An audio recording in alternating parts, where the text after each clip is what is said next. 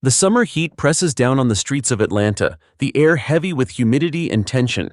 Cars crawl through traffic, horns echoing, while pedestrians weave around each other on cracked sidewalks. Among them is Jamal Carter, a 17-year-old black teenager with a backpack slung over one shoulder. He's on his way home from basketball practice, sweat clinging to his skin, earbuds pumping music to drown out the city's noise. For Jamal, this block is routine. He's walked it countless times, cutting through the downtown strip to reach the bus stop. But today, two police cruisers idle near the curb, lights flashing lazily. The sight makes his stomach tighten. He lowers his gaze, reminding himself of what his grandfather always says. Stay calm, keep moving, don't give them a reason. But before he can pass, a voice barks. Hey you, stop right there! Jamal freezes. Two white officers step out, eyes sharp, hands already hovering near their belts. One of them squints. Where you headed, son? Home, Jamal answers carefully, pulling out one earbud. His voice is steady, but his heart pounds. Just got out of practice. The second officer smirks. Practice, huh? What's in the bag? My gear, Jamal says. You can check. But instead of looking, the first officer steps closer, hostility radiating. Don't get smart.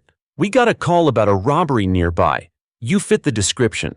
Jamal swallows hard. He's heard this story before. A vague description that somehow always matches him. I didn't rob anyone, he says, his voice firmer now. The officer's jaw tightens. Hands on your head, now! A small crowd begins to gather, people pulling out phones. Jamal feels the pressure of their eyes, the weight of every story he's seen on the news. He hesitates, just for a second. That's all it takes. The second officer lunges, grabbing his arm, twisting it behind his back. Jamal stumbles, pain shooting through his shoulder. Hey, I didn't do anything! The first officer shoves him, forcing him face first onto the hot pavement. Gravel scrapes his cheek. A knee digs into his back, crushing the air from his lungs. The crowd gasps, someone shouting, He's just a kid! Phones rise higher, recording. Jamal struggles to breathe, panic surging. I can't breathe! But the officer sneers, pressing harder. Stop resisting! Across the street, a diner door swings open. An older man steps out, silver hair cropped short, posture straight despite the years.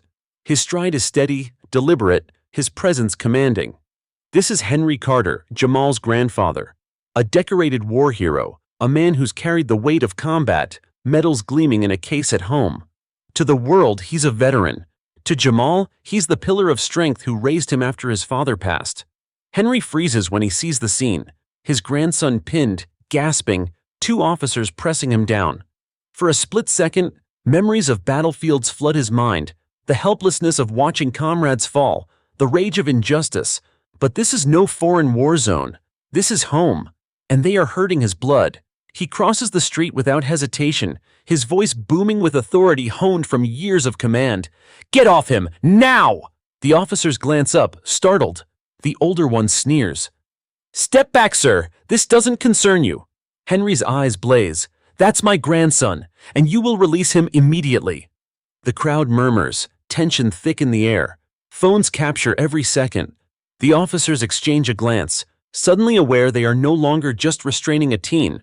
They are facing a man whose reputation carries weight they can't comprehend yet. Henry steps closer, towering, his stance unshakable. I fought for this country. I bled for this flag, and I will not stand by while you treat my grandson like an enemy combatant. The officer falters, grip loosening slightly. Jamal coughs, sucking in precious air. The moment hangs, electric. The streets, the cameras, the entire city seems to hold its breath. And Henry Carter, war hero, prepares to remind them all what true honor looks like. The street has gone silent except for Jamal's ragged breathing. The officer's knee still presses into his back, but uncertainty flickers in his eyes as Henry Carter advances. The old man doesn't waver, his frame steady, his jaw set like stone. The years of discipline carved into him on foreign soil now radiate in every step. I said get off him, Henry repeats, his voice thunderous, carrying the kind of authority that makes soldiers snap to attention. The officer on Jamal's back stiffens. Sir, you need to step away before we… Before he can finish, Henry cuts him off. Before you what? Arrest me for protecting my grandson? Brutalize me too? Do you even know who you're holding down? The crowd shifts, phones capturing every word, every second. Someone whispers, "That's Henry Carter. I've seen him at the Veterans Memorial downtown." Another voice adds, "He's a war hero." The words ripple through the gathering, feeding the fire. The younger officer hesitates, his grip faltering on Jamal's arm. He isn't old enough to hide the unease spreading across his face, but the older officer, the one pressing Jamal into the pavement, snarls in defiance. "Hero or not, no one tells me how to do my job." His knee digs harder, forcing a groan from Jamal. Henry's hands clench into fists, memories slam into him. Sand, smoke, the cries of brothers in arms. But this isn't a battlefield overseas. This is Main Street America. The enemy here wears a badge, not a uniform of another nation. Henry takes one more step, now looming directly over them. His shadow falls across the officers, heavy and unyielding. "You want to talk about doing your job? Your job is to serve and protect, not choke children in the street. You're dishonoring every man and woman who ever swore an oath." The older officer scoffs. "Don't lecture me about oaths." Henry lowers his voice, each word sharp enough to cut. "Son, I've buried men who died keeping theirs. Don't make me believe you've forgotten yours." The crowd stirs louder now, anger rising. A woman shouts, "Let the boy up."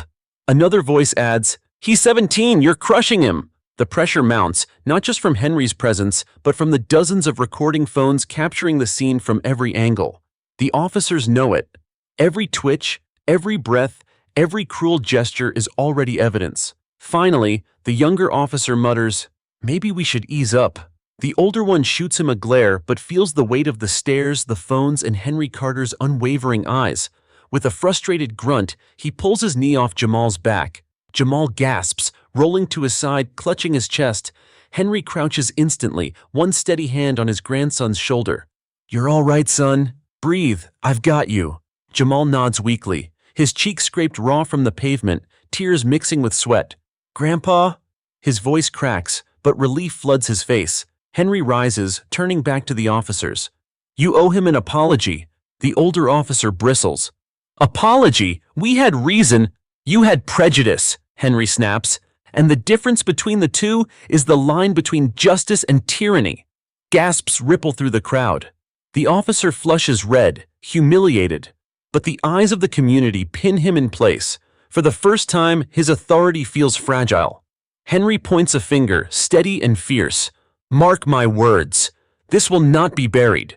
The people saw what you did. And I promise you, so will the world." That night, the footage floods social media. Videos tagged #justice for Jamal spread like wildfire. Within hours, local news stations replay the confrontation, headlines blazing, "War hero confronts police brutality." At the Carter home, Jamal sits on the couch, an ice pack pressed to his shoulder. Henry stands by the window, arms crossed, watching the city lights flicker. "Grandpa?" Jamal whispers, voice hoarse. "Why do they hate me? I didn't do anything." Henry's chest tightens. He kneels, taking Jamal's hand in his calloused grip. "They don't hate you, Jamal. They fear you. Your potential, your strength, your very existence. But hear me now. Their fear will never define you. Your courage will." Tears well in Jamal's eyes, but he nods. Henry pulls him into a firm embrace, the kind only a grandfather who's carried wars inside his bones can give. The next morning, the police department scrambles. Officials call emergency meetings, spinning narratives, trying to frame the incident as standard procedure. But the video speaks louder than any press release. The image of Henry Carter, standing tall over his pinned grandson, burns into the public mind. And in homes, offices, and schools across the city, people whisper a single truth. The war hero has stepped in. And he's not backing down. By dawn, Atlanta is buzzing. Every news channel replays the same clip, a young black teen pinned to the ground, struggling for breath, then an older man stepping into frame, strong, unyielding, commanding the officers with a voice forged in war. The headline scrolls across the screen. War hero confronts police abuse. Viral video sparks outrage. Within hours, hashtags trend nationwide. #justice. For Jamal, how stand with Henry, how honor not hate. Comment sections fill with anger and support. Some share their own stories of racial profiling. Others focus on Henry's decorated past, stunned that a man who fought for freedom overseas had to defend his own grandson's freedom at home. Henry doesn't watch the news. He doesn't need to. His phone buzzes non-stop. Neighbors, veterans, even old friends from his unit calling to say they stand with him. But Henry isn't interested in fame. His only concern is the boy still nursing bruises at home. At the Carter household, Jamal sits quietly at the kitchen table, his face still scraped, shoulder wrapped in gauze. His phone lights up with endless notifications. Friends send messages of shock and solidarity. Teachers email saying they saw him on the news. Feels weird, Jamal mutters. Everybody's looking at me, but nobody saw me before yesterday. Henry sits across from him, sipping coffee, eyes heavy but steady. Sometimes it takes a spark to wake people up. Yesterday you became that spark. Jamal frowns. I don't want to be a spark. I just want to live. Henry reaches across the table, placing his weathered hand over Jamal's. And you will. But life doesn't always let us choose when we carry the fire. Sometimes it chooses us. Jamal lowers his gaze, unsure whether to feel proud or burdened. At police headquarters, the mood is frantic. Officers huddle around laptops, replaying the viral clip. The chief, a stern man with a short temper, slams a fist on the table. This is a nightmare, he growls. One stupid stop and now the whole country's watching us. The older officer involved, red-faced and defensive, crosses his arms. We followed procedure. Kid looks suspicious, matched the description.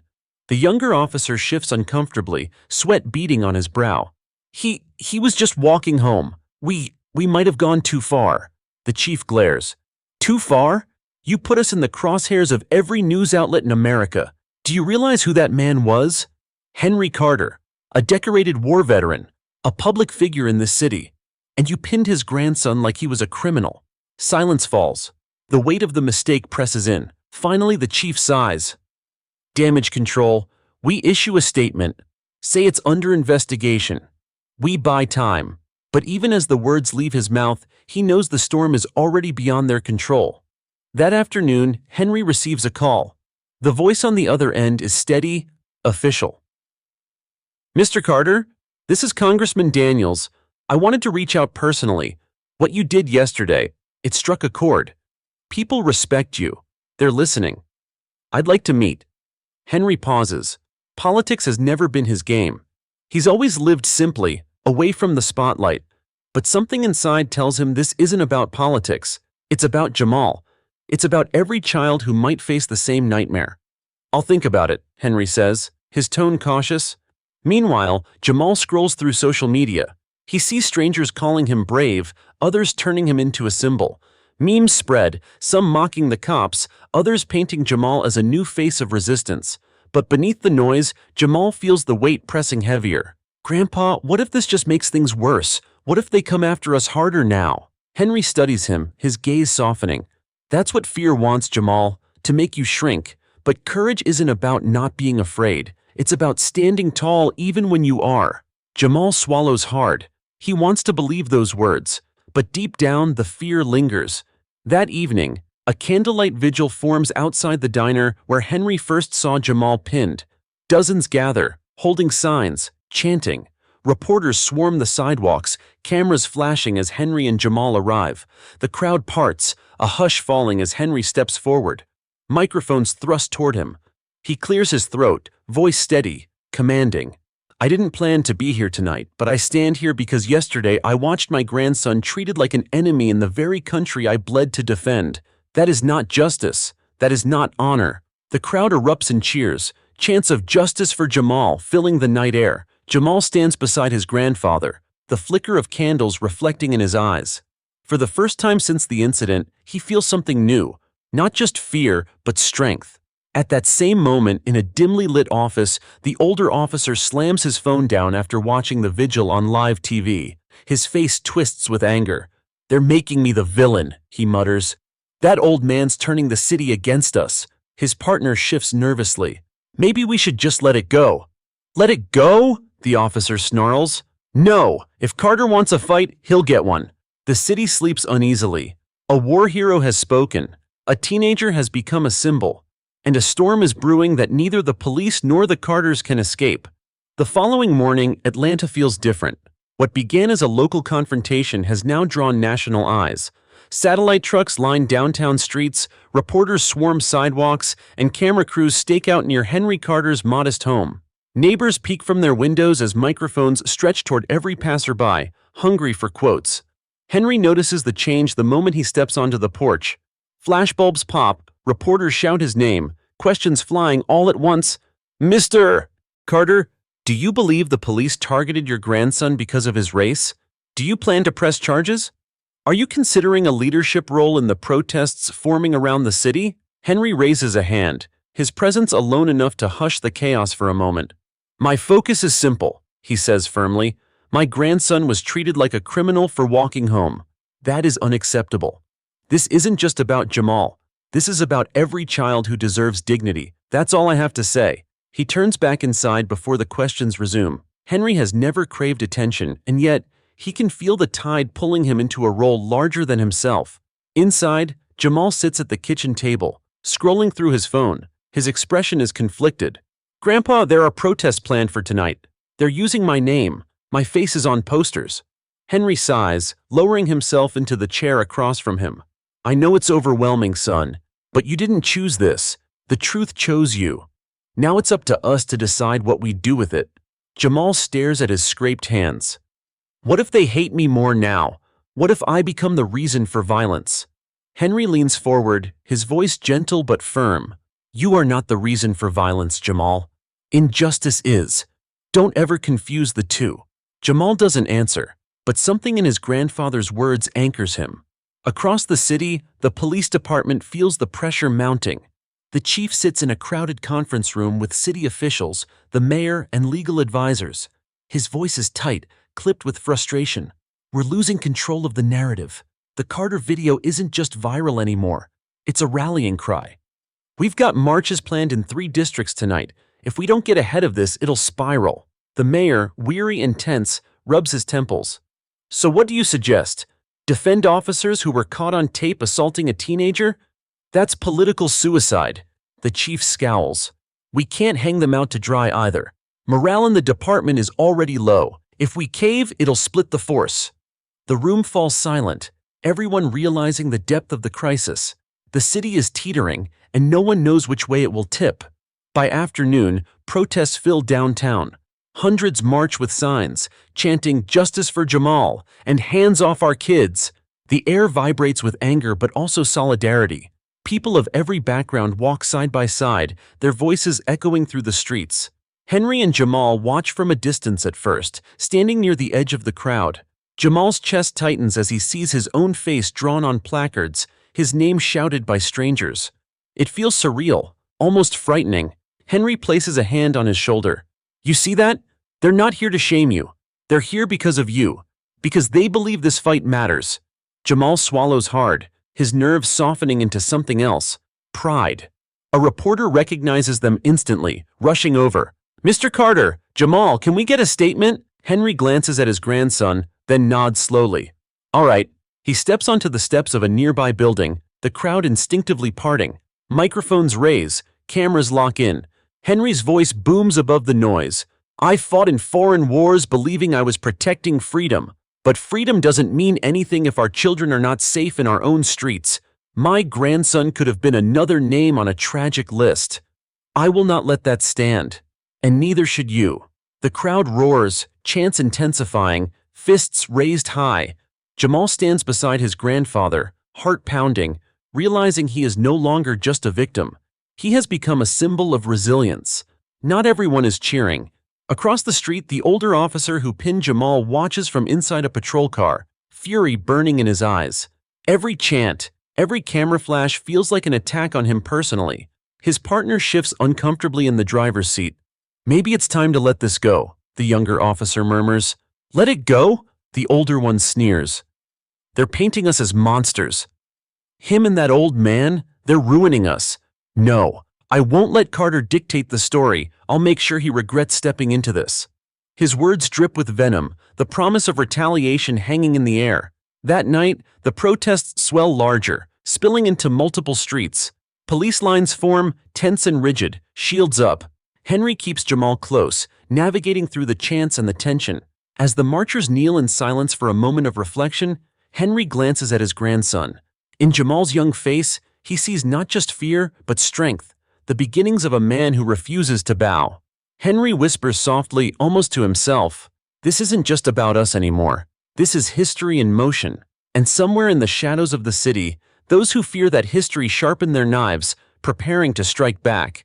Night falls heavy over Atlanta. The chants from the protests still echo faintly through the streets, carried by the humid summer air. Inside the Carter home, the lights glow warm, but the atmosphere is tense. Henry sits at the kitchen table, the same table where he's comforted Jamal countless times, staring at the newspaper spread before him. The front page screams, "War hero versus police. City divided." His face is on it, his voice quoted in bold. Jamal paces the living room, restless. "Grandpa, what if they come after us? You saw how that officer looked at me. He wasn't just angry, he looked like he wanted to crush me all over again." Henry looks up, his gaze calm but sharp. "You're right. They won't let this go easily. But fear won't run this house. We face whatever comes with our heads held high." Before Jamal can answer, the phone rings. Henry picks it up, his voice steady.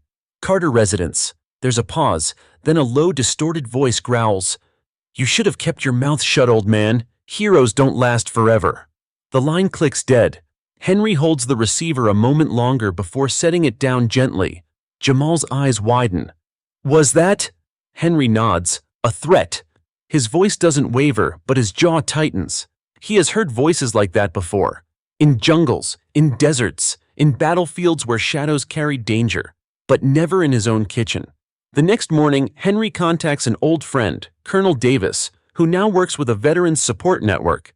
They meet at a quiet diner on the edge of town. "You've stirred a hornet's nest, Henry," Davis says, sipping his coffee. His tone is concerned, not critical. "Word is, some of the department's rank and file are furious. They feel exposed, humiliated." Henry leans back, arms crossed. "They humiliated themselves. I didn't force them to pin a child to the ground. I just refused to let it stand." Davis nods. "I know, but listen to me. They won't all play by the rules. You need to protect that boy. This isn't a battlefield, but it's still war. Different terrain, same stakes." Henry sighs. "I won't let fear cage Jamal. He deserves to walk free, not hide in his own home." "Then be smart about it," Davis presses. "Get allies, lawyers, community leaders. Build a shield bigger than yourself." Henry considers this. He's always fought his battles face to face, but this war is different. It isn't fought with rifles, but with cameras, laws, and public will. Meanwhile, inside the precinct, the tension deepens. The older officer, Officer Kincaid, seethes as he scrolls through his phone, watching Henry's vigil speech on repeat. "Look at him," Kincaid snarls. "Grandstanding, making us the villains. I've given 20 years to this badge, and now one kid and his loudmouth grandfather get to rewrite the story?" The younger officer, Martinez, shifts uneasily. "We messed up, Kincaid. The kid didn't do anything. People saw it. Maybe we just let it go." "Let it go?" Kincaid's voice hardens. "You think the world cares about facts? They care about images. And the image right now is me with my knee on some punk's back while a war hero screams at me. If we let that stand, I'm finished. We're finished." Martinez lowers his gaze. He knows Kincaid is wrong, but fear of speaking out keeps him silent. Kincaid leans forward, voice low and venomous. "Henry Carter thinks he's a hero again. Fine. Let's see how the city feels when their hero falls." Back at the Carter home, Jamal tries to return to normal life. He opens his laptop, attempting to work on a history assignment, but every page he visits floods with his own face. News articles, opinion pieces, even memes. He slams the laptop shut in frustration. "I just want to be Jamal again," he mutters. Henry, sitting nearby, watches him quietly. "Jamal, you're still you, but now you carry something extra, the eyes of people who believe in you. That can feel heavy, but it can also be powerful. Don't run from it." Jamal shakes his head. "But I didn't ask for this. I'm not like you, Grandpa. I'm not a soldier. I'm just a kid who got pinned down." Henry rises, walking over, placing both hands on Jamal's shoulders. "You don't need a uniform to be brave. Sometimes bravery is just standing, breathing, refusing to be broken. You did that, and the world noticed." For the first time, Jamal doesn't look away. He nods slowly, as if beginning to understand. That evening, Henry steps outside for air. The neighborhood is unusually quiet, but his instincts prickle. A car idles down the block, lights off, engine low. Henry's eyes narrow. Combat years taught him the language of surveillance, of being watched. He recognizes it instantly. Whoever sits in that car isn't just passing by. They're waiting. He returns inside calmly, not wanting to alarm Jamal. But as he closes the door, he knows the fight has shifted. This is no longer just about public opinion. It's about survival. Monday morning, Jamal tightens the straps of his backpack, staring at himself in the bathroom mirror. His cheek is mostly healed, though the faint scrape still lingers. He's not sure if it makes him look weak or like someone who's endured. Either way, he feels different. Downstairs, Henry waits by the door, coffee mug in hand. "You sure about this?" he asks. Jamal nods, though his stomach twists. "I can't hide forever. If I stay home, they win. I want to at least try." Henry studies him for a long moment before nodding. "All right, but I'll drive you. And I'll be watching." On the ride to school, Jamal stares out the window. Atlanta's skyline rises in the distance, but his thoughts are heavier than the skyscrapers. What will his classmates say? Will they see him as Jamal the basketball player, or Jamal the headline? As soon as he steps into the school hallway, he gets his answer. Heads turn, conversations hush, phones snap pictures. "Yo, that's him," a student whispers. "Man, you're famous now," another calls, half joking, half awed. Jamal keeps walking, eyes forward, heart pounding. He hears a mix of voices, some supportive, some mocking. A girl near the lockers says, "I saw the video, that was messed up. Glad your granddad had your back." But a boy mutters loudly enough for everyone to hear. "Bet he was resisting. Cops don't just do that for no reason." Laughter follows. Jamal's fists clench, but he remembers Henry's words. Bravery is standing, breathing, refusing to be broken. He exhales and keeps moving. In math class, he struggles to focus. The teacher drones on, but Jamal feels every set of eyes on him. His phone buzzes in his pocket with new messages. When the bell finally rings, relief washes over him. But in the hallway, trouble waits. 3 boys block his path. One smirks. "So, you're the celebrity now, huh? Got the cops on you and suddenly you're some kind of hero?" Jamal stiffens. "I didn't ask for any of this." The tallest boy sneers. "Yeah, well, maybe you should have just done what you were told. Wouldn't be a big deal if you weren't making it one." Jamal's jaw tightens. He wants to swing, to lash out. But before he can, a teacher appears, dispersing the group. Jamal walks away quickly, pulse racing. He knows the fight isn't over, not in the halls, not in the city. Back at home, Henry listens carefully as Jamal recounts his day. Henry's face hardens at the mention of taunts and confrontations. "This is what I feared," Henry mutters. "They'll try to tear you down, not just out there, but in here. In your school. In your mind." Jamal slumps into a chair. "I don't know if I can take this, Grandpa. It feels like everyone either hates me or expects me to be something I'm not." Henry kneels beside him, steady hands gripping his grandson's shoulders. "Listen to me. They don't get to decide who you are. Not the police, not the kids at school, not the world. You decide that. You carry your name, Jamal Carter, and you carry it with pride." Jamal nods slowly, though doubt still lingers in his eyes. That night, Henry begins making calls. He reaches out to community leaders, pastors, and veterans he served with. "It's time we organize," he tells them. "This isn't just about me and Jamal anymore. The threats are real. We need eyes, we need ears, and we need protection." One of his old comrades, Marcus, a broad-shouldered man with a voice like gravel, responds without hesitation. "Say the word, Henry. I'll stand guard myself if I have to." Another, a lawyer named Denise, offers legal support. "If they move against you, I'll make sure it doesn't stay in the shadows." Slowly, a network forms around Henry and Jamal, a shield of allies ready to step in. Meanwhile, Officer Kincaid simmers in anger. Sitting in a bar with a few fellow officers, he rants bitterly. "They think Carter's some saint. He embarrassed us in front of the whole city. Now the department's getting grilled, and for what? Because I did my job." One officer mutters, "Look, man, maybe it's better to let this blow over. The more we fight it, the worse it looks." Kincaid slams his glass down. "No, if Carter wants a war, he'll get one. He can't hide behind cameras forever. Everyone's got a weak spot. I'll find his." The words hang heavy, a dark promise. 2 nights later, Henry notices something again.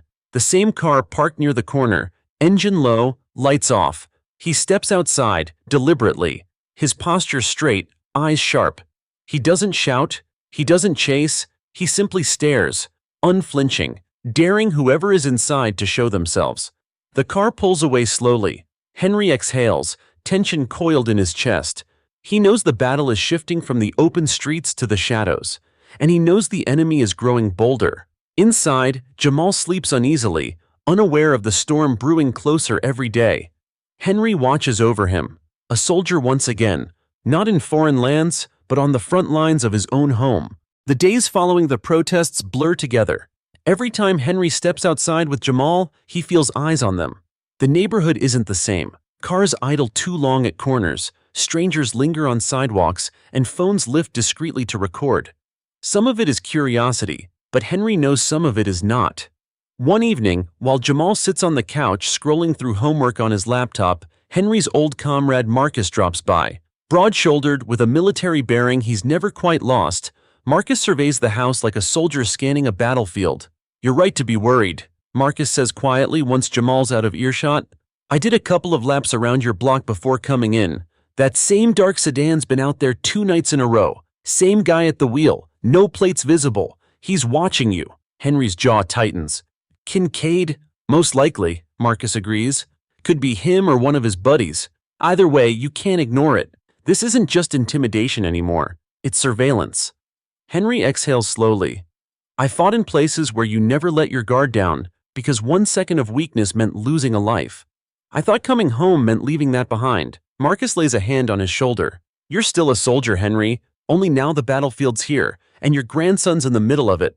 The next day at school, Jamal tries to keep his head down, but rumors swirl around him. Students whisper that cops are circling his house, that his grandfather is some kind of revolutionary leader.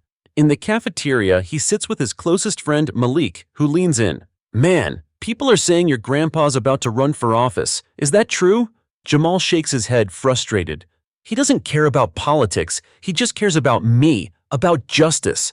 Another student at the next table sneers. "Yeah, justice. Sure, bet he's loving the spotlight.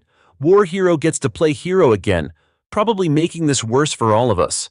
Jamal grips his tray tighter, wanting to respond, but he remembers Henry's advice.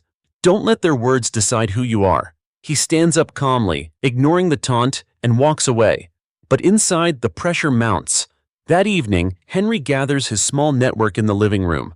Marcus, Denise the lawyer, Pastor Franklin, and a few trusted neighbors. They sit in a circle, the air heavy with determination. "We're being watched," Henry says bluntly, "not just by the public, but by people who want to shut us down. We can't wait until they strike. We have to be ready." Denise adjusts her glasses. "Legally, we can file complaints about the surveillance, but unless they make a move, the system will drag its feet. The law protects them more than it protects us right now." Pastor Franklin nods grimly. "Then the shield must be the people. If we can gather more eyes, more cameras, more witnesses, they'll think twice before acting in the shadows." Marcus adds, "I've got a few veterans who'll volunteer to patrol your street at night. Not armed, not aggressive, just present. It'll send a message. Henry Carter isn't standing alone." Henry looks around the room, pride swelling in his chest. "You're all here because you believe this fight matters. Not just for Jamal, for every kid who deserves to walk free without fear. That means more than I can ever say." Meanwhile, Officer Kincaid stews in his patrol car. He flips through news coverage on his phone, fuming at the sight of Henry's speeches. Each headline feels like salt in an open wound. "They treat him like a saint," Kincaid mutters to Martinez, who sits uneasily in the passenger seat. "And me? I'm the villain. All because I dared to do my job." Martinez stares out the window. "Maybe it's because you went too far. Maybe because he was just a kid." Kincaid's eyes flash with rage. "Don't you start too. You think I'll let some old man destroy my career, my reputation? No. He humiliated me in front of the whole city. He'll pay for that." Martinez swallows hard, saying nothing. But in his gut, he knows Kincaid is crossing a line that can't be undone. 2 nights later, Jamal lies in bed, restless. He hears voices outside and peeks through the curtains. To his surprise, he sees Marcus and 2 other veterans pacing calmly along the sidewalk, their figures steady under the streetlights. For the first time in weeks, Jamal feels a flicker of safety. He whispers to himself, "Grandpa's not fighting this alone anymore." But just as he settles back into bed, headlights sweep across the window. That same dark sedan creeps down the block, slowing as it passes. Jamal's heart skips. The veterans stiffen, watching carefully, but the car doesn't stop. It drifts past, vanishing into the night. Still, Jamal can't shake the chill crawling up his spine. The next morning, Henry finds a note slipped under their front door. The handwriting is jagged, rushed. Heroes bleed like everyone else. Henry holds the paper in his hand, his expression unreadable. He doesn't show it to Jamal. Instead, he pockets it silently, determination hardening in his chest. He has fought enemies across oceans, but this enemy is here, now, and aiming at the person he loves most, and Henry Carter has no intention of surrendering. The next morning, Jamal steels himself before stepping into the school building. The hallways are louder than usual, buzzing with talk of the protests. His face appears on posters taped to lockers, some supportive, others mocking caricatures drawn in cruel ink. He keeps his head down, focusing on his locker combination, when suddenly a voice cuts through the noise. "Hey, hero!" Jamal turns. It's the same tall boy from before, flanked by two others. The boy waves one of the mocking posters in Jamal's face. "Looks just like you, doesn't it? Kid who cries until Grandpa shows up." Laughter erupts from the small crowd gathering nearby. Jamal's fists clench at his sides, heat rising in his chest. "Back off," he mutters, voice low. The boy smirks. "Or what? You gonna call the news? Maybe get another viral video?" He shoves Jamal lightly against the lockers, testing him. Jamal exhales sharply. His grandfather's words echo in his head. Bravery is refusing to be broken. He straightens, eyes steady. "I don't need to fight you. You're just proving who you are." The crowd goes quiet for a beat. Some students nod, impressed. Others snicker. But the tall boy doesn't back down. He shoves harder. "Coward!" Before Jamal can react, a teacher's voice slices through the tension. "Enough!" Mr. Harris, the history teacher, storms into the scene. "All of you, to class, now!" The crowd disperses reluctantly. Jamal walks away, heart pounding, but inside, something shifts. He didn't throw a punch, yet he didn't break either. At home, Henry listens as Jamal recounts the incident. His expression darkens. "They cornered you? And no one stepped in until the teacher showed up?" Jamal shrugs. "I handled it. I didn't swing." Henry studies him carefully. "You showed restraint. That takes more strength than throwing a fist. But it doesn't mean we ignore what's happening." He picks up the phone and calls Denise. "The fight isn't just in the streets anymore, it's in the schools too. We need eyes there." Denise sighs. "That won't be easy, Henry. The school board won't want to admit it's a problem. But if we pressure them publicly, they'll have no choice." Henry nods grimly. "Then that's what we'll do." Meanwhile, Officer Kincaid grows more restless. At the precinct, he overhears colleagues whispering. Some are embarrassed by his behavior, others are defensive, insisting the public is unfairly vilifying them. But Kincaid hears only one thing: his name being dragged through the mud. He leans toward Martinez, voice tight with rage. "They think they've won. Carter thinks he's untouchable. But everyone bleeds. Everyone has a weak spot." Martinez shifts uncomfortably. "Kincaid, this is going too far. If you do something reckless—" "Reckless?" Kincaid snarls. "No, this is justice. My justice." Martinez falls silent. Deep down, he knows something terrible is coming. That evening, Henry meets with the growing circle of allies again. The living room buzzes with energy. Veterans, neighbors, pastors, even a few young activists. They sit in folding chairs, sharing ideas, plotting next steps. "We can't just react," Denise says firmly. "We need to push the narrative forward, demand accountability, demand reform." Pastor Franklin nods. "The city is watching. The country is watching. If we channel this moment, it can become a movement." Henry leans forward, his voice steady but fierce. "Then we use it. We protect our children. We guard our streets. And we don't stop until justice is more than a word." The group erupts in agreement. From the corner, Marcus speaks up. "I'll coordinate patrols in the neighborhood. We'll keep watch at the school too. Make sure Jamal isn't left alone." Henry nods, gratitude softening his stern face. "Thank you. I can't fight this war alone." Later that night, Jamal sits on the porch watching the veterans pace the sidewalk. For the first time in days, he feels a flicker of calm. He whispers into the night, maybe we can win this. But just as the thought settles, a stone crashes through the front yard fence. Jamal jumps to his feet, heart hammering. Marcus rushes over, scanning the darkness. The car speeds away before anyone can catch a license plate. On the ground lies the stone, wrapped in paper. Scrawled across it in jagged letters, "This ends soon." Henry picks it up, jaw tightening. He doesn't let Jamal see the message, but Jamal already knows. The shadows are closing in.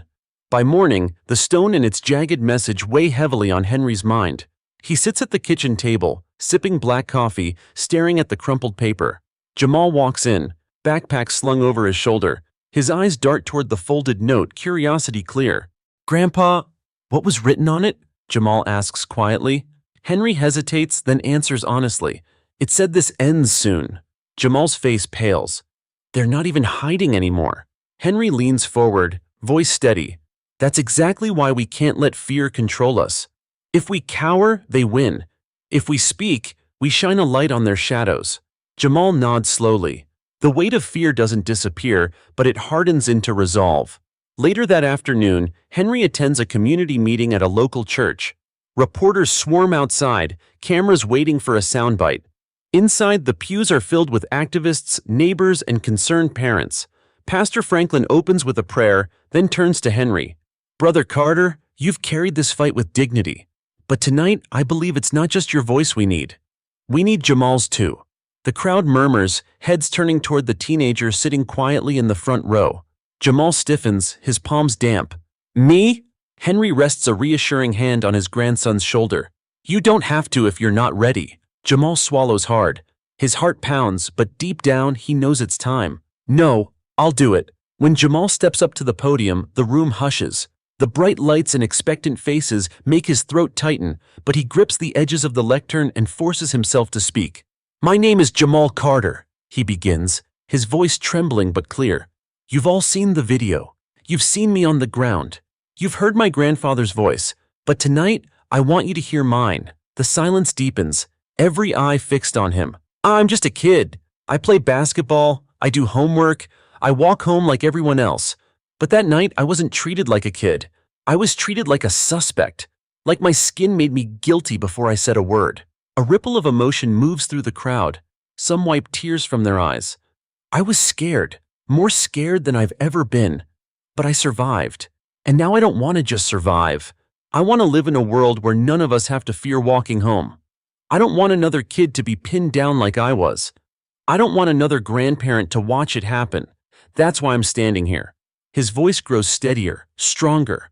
"I'm not a hero. I'm not perfect. But I refuse to be silent. And I refuse to be broken." The church erupts in applause, cheers echoing off the walls. Jamal steps back, chest heaving, as Henry's eyes glisten with pride. Outside, reporters scramble to broadcast the speech. Within hours, Jamal's words sweep across social media, trending nationwide. Clips of his trembling but determined voice flood news feeds under the hashtag #RefuseToBeBroken. Henry watches from the porch that night as cars honk in support while passing. Neighbors stop to shake his hand, thanking him for raising such a grandson. For the first time, Henry senses that the tide might be shifting, that the story is no longer about victimhood, but about resilience. But not everyone cheers. Across town, Officer Kincaid sits in a dingy bar, watching Jamal's speech replay on the TV above the counter. His jaw tightens with every word. The applause feels like nails on glass. "He's playing the victim," Kincaid mutters to no one in particular, manipulating everyone with that speech. Martinez, seated beside him, shifts uncomfortably. "He didn't manipulate anyone, Kincaid. He spoke his truth. Maybe we should listen." Kincaid's eyes flash with fury. "Listen, to a punk kid? He humiliated me, and now his face is everywhere, while mine's dragged through the mud." He slams his fist on the bar. "This ends when I say it does." Martinez doesn't respond, but deep down he feels fear knotting in his gut. He knows Kincaid is slipping past the point of no return. The next day at school, Jamal braces himself for the reaction. To his surprise, it's different this time. Students slap his shoulder, nodding in respect. A few whisper, "Powerful speech, man." Even the ones who once mocked him now seem hesitant, their cruelty muted by the sheer force of his words spreading across the country. But Jamal knows it isn't over. Not while threats still circle outside his home. Not while Kincaid's eyes still burn with resentment. That evening, Marcus gathers the veterans for another patrol. The neighborhood feels tense, charged. As they pass the corner, a car rolls by slowly, windows tinted. The veterans stand tall, unflinching. Henry watches from the porch, Jamal at his side. "They want to scare us," Henry murmurs. But courage isn't the absence of fear, it's standing anyway. Jamal nods, repeating the words softly to himself. And though the shadows press closer, the Carters stand firm, knowing their fight has only just begun. The night air is thick, heavy with humidity and unease. Henry sits on the porch with Marcus, both men silent, watching the dark sedan cruise past the block for the third time that evening. Its tinted windows reveal nothing, but its presence says everything. "They're testing us," Marcus mutters, "seeing how far they can push before we push back." Henry's jaw clenches. "They'll learn soon enough we don't scare easy." Inside, Jamal pretends to work on his homework, but his ears are tuned to every noise outside. Every engine, every crunch of gravel sends his heart racing. He tries to focus, but the looming shadow of Kincaid is impossible to ignore. The next morning, as Henry drives Jamal to school, he notices a police cruiser tailing them. The car follows for blocks, never pulling them over, never passing, just trailing. Henry's hands tighten on the wheel. "Stay calm, Jamal," he murmurs, eyes forward. When they finally turn into the school parking lot, the cruiser idles at the corner, watching. Jamal swallows hard. "Grandpa, they're not even hiding anymore." Henry nods grimly. "Because they want us rattled. They want you to feel hunted. But fear is their weapon. Don't let them use it." Jamal forces himself to step out of the car, lifting his chin as classmates watch. He's tired of being seen as the kid from the video. He wants to be Jamal again. But every shadow reminds him he may never fully escape it. At home later that day, Henry receives a phone call. The voice on the other end is familiar, the same distorted growl that once threatened him. "This is your last warning, Carter. Keep running your mouth, and you won't like what happens next. The kid won't always have you around." Henry's blood runs cold, but his voice stays iron steady. "If you touch my grandson, you'll learn firsthand what happens when you provoke a soldier who has nothing left to lose." The line goes dead. Henry exhales slowly, then calls Denise, the lawyer. "They're escalating, threatening Jamal directly now." Denise's tone sharpens. "That's grounds for legal action. We can file charges if we can trace the call." "Do it," Henry says, "but don't expect the system to save us. We'll prepare on our end too." That evening, Henry gathers the veterans again. The living room hums with low voices, tense but resolute. Marcus, Denise, Pastor Franklin, and a half-dozen others sit in a tight circle. "They've crossed the line," Henry announces. "It's not just intimidation anymore. They're threatening Jamal. That makes this personal. That makes it war." Marcus leans forward. "Then we step it up. I'll double the night patrols. We'll rotate shifts so someone's always watching the house." Denise nods. "And I'll push this into the public record. If anything happens, the whole city will know where to look." Pastor Franklin adds, "And I'll call for another vigil. Not just here, citywide. They need to see we are united. They can't silence us all." Henry looks around the room, gratitude etched deep into his lined face. "I thank you. But remember, this isn't about me. It isn't about Jamal alone. It's about every child who deserves to breathe free air without a knee on their back. We fight for them too." The room erupts in murmurs of agreement, voices carrying the weight of conviction. Meanwhile, Officer Kincaid sits in his apartment, blinds drawn, his desk littered with empty bottles and clippings from the news. He replays Jamal's speech for the 100th time, each word like acid in his ears. "He refuses to be broken," Kincaid mutters, pacing. "We'll see about that." His phone buzzes, a message from an unknown number. "We've got eyes on Carter's block, waiting on your call." Kincaid smirks, a cruel satisfaction spreading across his face. "Good, let's make the hero bleed." Martinez, meanwhile, sits in his own apartment, unable to shake the dread gnawing at his conscience. He remembers Jamal's trembling voice at the church, the look of pure fear on the teen's face that night on the pavement. Martinez knows deep down that what Kincaid is planning isn't policing, it's vengeance, and it will destroy them all. He picks up his phone, hesitating, thumb hovering over Henry Carter's name. For a long moment, he wrestles with fear and guilt. Then he sets the phone down, whispering to himself, "Tomorrow." That night, Henry hears a noise outside, a metallic clatter near the porch. He grabs a flashlight, steps out cautiously, and finds a spray-painted message scrawled across his fence in red. "Go back to the grave, old man." Behind him, Jamal appears at the doorway, eyes wide-set. "Grandpa, what does it say?" Henry blocks the words with his body. "Nothing you need to worry about. Go inside." But Jamal doesn't move. His voice is quiet, determined. "No, Grandpa, I need to see it. I can't keep pretending it's not happening." Henry hesitates, then steps aside. Jamal reads the hateful words, his face tightening. For a moment, fear flickers, but then he straightens, fists clenching. "They want me scared," Jamal says softly.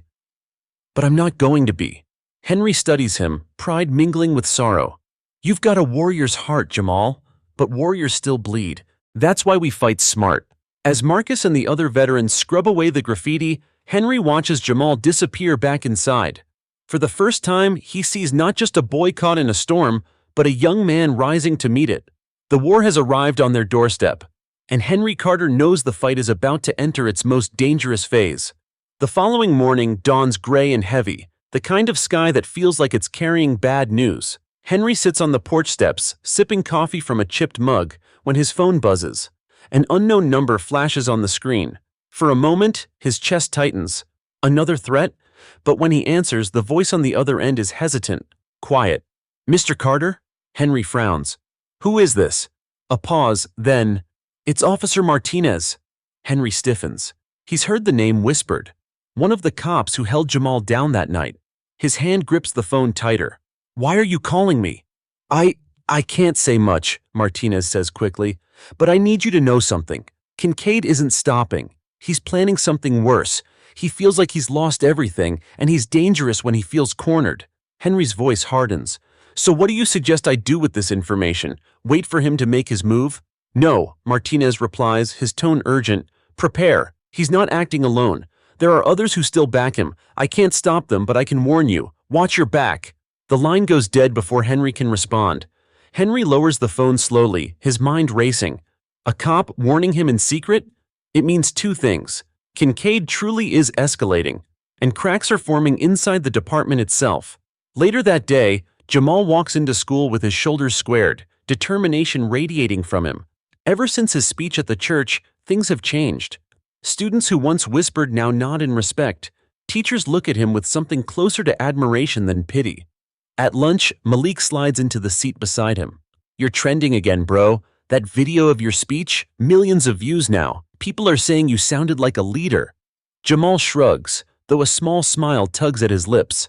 "I wasn't trying to be a leader. I just wanted them to know I'm more than what they saw that night." A girl across the table leans in. "My little brother saw your video. He's in middle school. He said it made him feel like he could stand up too."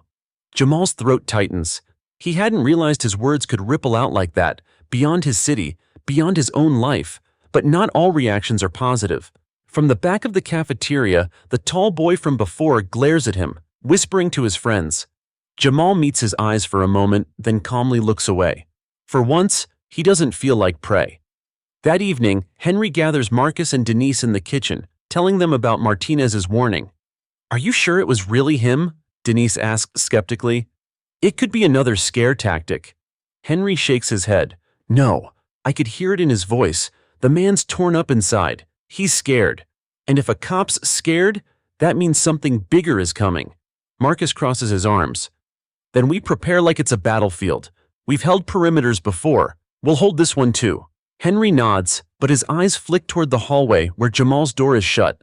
He doesn't want his grandson to grow up in a fortress, but right now there's no choice.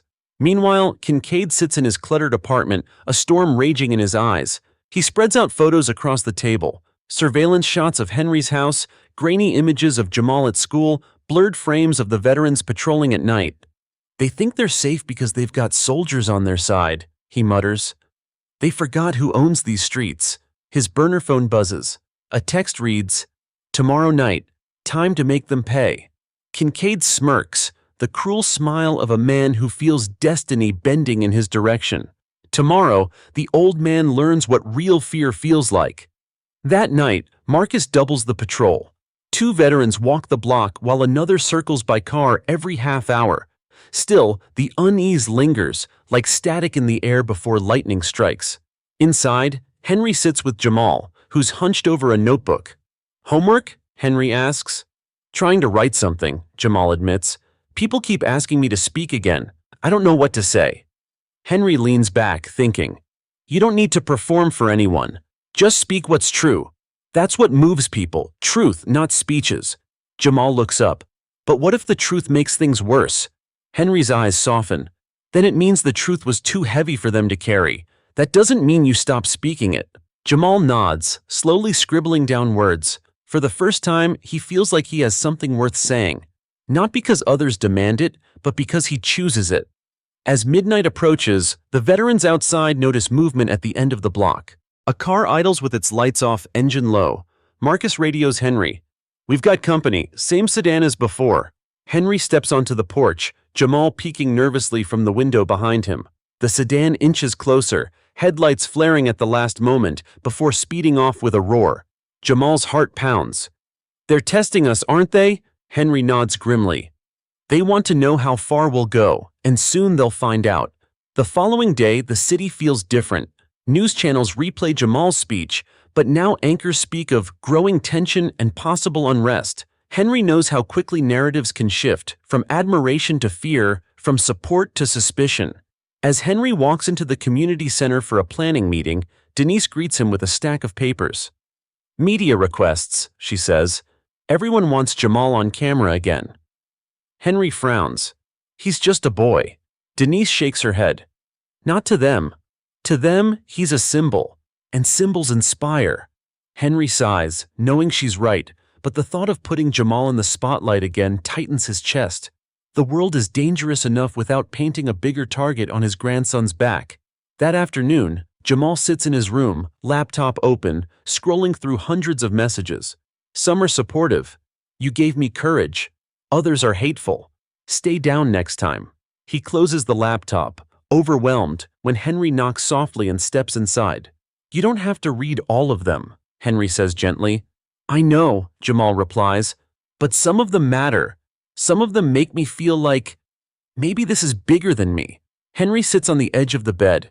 "It is bigger than you, but that doesn't mean you stop being a kid. Don't let the world steal that from you." Jamal looks down, conflicted. What if being a kid isn't an option anymore? Henry's heart aches. He sees himself in Jamal, the young soldier who once believed innocence was a luxury. He places a hand on Jamal's shoulder. "Then you'll grow faster than you should, but you won't do it alone. I'm right here." Meanwhile, Officer Martinez paces his apartment. The weight of silence presses down on him. He remembers the look in Jamal's eyes that night on the pavement. He remembers Kincaid's fury, his promises of revenge. Finally, he dials Denise's office. When she answers, he blurts out, "It's Martinez. Officer Martinez. I was there that night. I can testify." Denise pauses, startled. "Do you realize what you're saying? This could end your career." "I don't care anymore," Martinez says, voice breaking. "Kincaid's planning something violent. If I stay silent, I'll be complicit. I won't let that kid pay the price for my cowardice." Denise exhales. "All right, then we move fast. Meet me tomorrow morning. We'll make your statement official." For the first time in months, Martinez feels a flicker of relief, though he knows Kincaid will see this as betrayal, and betrayal to Kincaid means war. That evening, Henry and Marcus gather the veterans for a tighter patrol. The neighborhood streets are lined with volunteers holding candles, forming a human shield of sorts. The vigil Pastor Franklin organized has turned into something larger, a declaration that the community stands united. As Jamal steps outside, he sees dozens of faces lit by candlelight. People of all ages, races, and backgrounds hold their flames high. Some sing softly. Others simply stand in silence. Jamal whispers, "They're here for us?" Henry nods. "They're here because your voice reminded them of their own." The warmth of solidarity fills Jamal's chest. For a moment, the fear recedes. Across town, Kincaid watches the vigil on TV, his jaw tight. He sees Jamal's face glowing in the candlelight, Henry standing proud beside him, the community united. "They think they're untouchable," Kincaid snarls. He grabs his burner phone and dials. "Tonight, we move tonight." On the other end, a voice responds coldly, "We'll be ready." As midnight approaches, the veterans notice movement again. This time, it isn't a single sedan. It's 3 vehicles creeping down the block with their headlights off. Marcus radios Henry urgently. "We've got multiple cars, this isn't a drill." Henry's blood runs cold. He ushers Jamal inside, locking the doors. The veterans form a line along the sidewalk, candles still flickering in their hands. Neighbors step forward too, refusing to scatter. The cars stop at the corner. Engines rumble. Tinted windows stay rolled up. Jamal peeks through the window, his heart hammering. "Grandpa, they're really here!" Henry grips his shoulder. Then we stand tall, just like always. For a long moment, the standoff holds. Veterans and neighbors in the glow of candles, faceless shadows behind tinted glass. Then, suddenly, the cars peel away, tires screeching into the night. The silence that follows is deafening. But Henry knows this was only the beginning. The enemy is circling closer. In the distance, Officer Martinez sits in his car, watching from a block away. He grips the steering wheel, torn between fear and duty. Tomorrow he'll testify. Tomorrow he'll tell the truth. But tonight, he whispers into the dark, "Hold on, Carter. Just hold on one more night." The morning after the tense standoff, Henry wakes before dawn, the weight of exhaustion pressing on his shoulders. Jamal still sleeps, curled beneath his blanket, his face finally peaceful after nights of fear. Henry stands quietly at the window, watching the first light of day push back the shadows. He knows today could change everything. At the same time across town, Officer Martinez sits in his car outside Denise's law office, his palms slick with sweat. Every instinct tells him to drive away, to protect himself, to stay hidden. But the memory of Jamal's wide, terrified eyes when pinned to the pavement burns in his mind. That image is his anchor. He forces himself out of the car and into the building. Inside, Denise greets him with a firm handshake. "I appreciate you coming. This isn't easy, I know." Martinez nods, his voice low. "It's past time. Kincaid's out of control. If no one stops him, someone's going to get hurt, or worse." They sit in her office as Martinez begins recounting everything. The night Jamal was pinned, the racist slurs whispered under Kincaid's breath, the way he laughed when Jamal gasped for air. Denise takes notes furiously, her eyes sharp. "And now?" she presses. Martinez swallows. "Now he's planning revenge. I don't know the full details, but I know he's got men outside the department backing him." They watch Carter's house. They're waiting for an order. Denise leans back, her face pale but resolute. "This is bigger than misconduct. This is conspiracy. If you testify, we can pull the department into the spotlight, but you have to be ready. They'll come after you too." Martinez exhales shakily. "Let them. I'd rather be hunted for telling the truth than haunted for staying silent." Meanwhile, Henry receives a call from Denise. Her voice is steady but urgent. "We have a breakthrough. Martinez is ready to testify. He's giving us everything." Henry closes his eyes, relief washing over him. That's good news, but it also means Kincaid will know someone flipped. He won't take it quietly. "You're right," Denise admits. "Stay vigilant. Things are about to move fast." Henry hangs up, then turns to Jamal, who's just come into the kitchen. "Eat your breakfast," Henry says gently. "Today's going to be a long day." Jamal studies his grandfather's face. "What's happening?" Henry sighs. "A man from that night is finally telling the truth, and that truth is going to shake the city." By noon, the first leaks hit the news. Anonymous sources inside the precinct claim an officer is cooperating with investigators, revealing corruption and racism tied to Jamal's case. Cable networks seize the story, headlines flashing across screens. "Cop turns whistleblower." Outside the Carter home, reporters gather again, shoving microphones toward Henry. "Mr. Carter, do you know who the whistleblower is? Do you believe his testimony will bring justice?" Henry raises his chin, his voice calm but firm. "All I know is this. Truth has a way of surfacing. And when it does, no one can bury it again." Jamal watches from the porch, feeling the world tilt. He never asked for any of this. The cameras, the hashtags, the weight of strangers' hopes. Yet as he sees neighbors standing beside reporters, holding signs that read, "We stand with Jamal," he realizes it's not just about him anymore. It's about everyone who has ever been silenced. Across town, Kincaid is a storm contained in 4 walls. He slams the remote across his apartment, glass shattering. On the TV, commentators speculate about officers complicit in misconduct. His name hasn't been spoken yet, but he knows it's coming. "Martinez," he growls, pacing. That rat, he sold me out. He picks up his phone, dialing furiously. We move now, tonight. Before they lock me up, I'll make sure Carter and that kid never see daylight again. The voice on the other end hesitates. Are you sure? This isn't intimidation anymore. This is a line we can't come back from. Kincaid's eyes blaze. I crossed that line the moment they made me a villain. Tonight, I take back control. Back at the Carter home, Marcus arrives with 3 more veterans, all grim-faced. Words spreading fast. If Kincaid feels the heat, he might lash out. We're not letting him near you or Jamal. Henry grips Marcus's hand firmly. We'll be ready. Inside, Jamal listens to the murmur of voices, his stomach twisting. He pulls out the notebook he's been writing in, flipping to a fresh page. His pen scratches across the paper as he pours out the words swirling in his chest. If they want me silent, I'll speak louder. If they want me broken, I'll stand taller. I won't let them write the end of my story.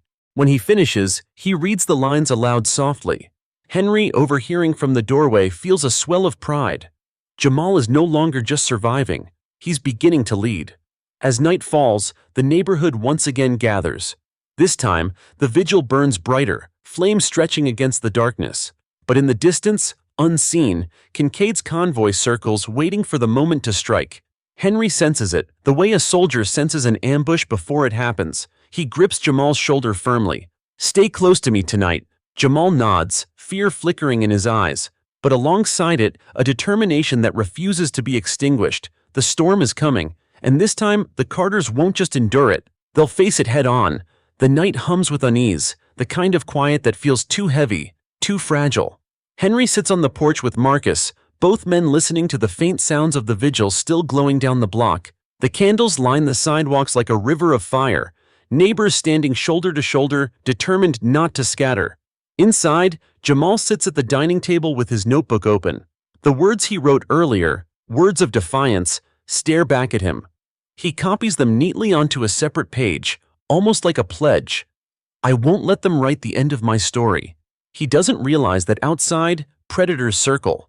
Across town, Kincaid's convoy gathers in an abandoned lot.